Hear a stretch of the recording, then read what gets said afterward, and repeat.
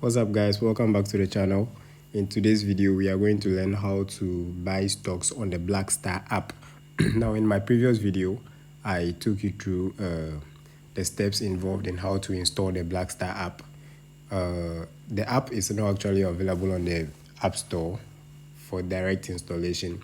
You have to go through test flights and other procedures in order to get the app on your phone. So I did that in the previous video.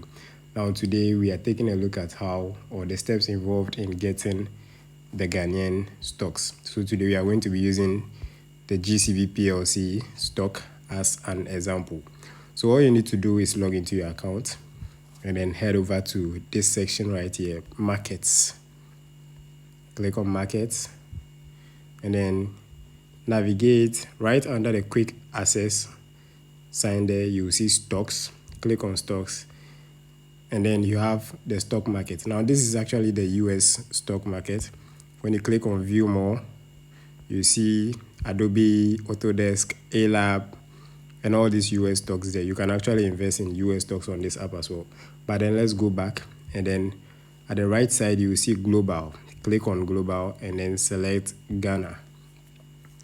Now this option provides you with a Ghanaian stock market. So you click on view more and then here you have all these Ghanaian shares that you can actually buy.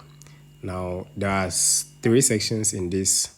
You have all the Ghanaian shares, you have the gainers. The gainers actually show the shares or the stocks that have had an increment in their price. So this is SIC. Today it has gained 8 pesos, which is 9%, and this is New Gold ETF, which has gained 15 cedis, which is also 4%. And then we have the losers column as well. MTN Ghana here losing 6%, 6 pesos, which is actually 1.96%.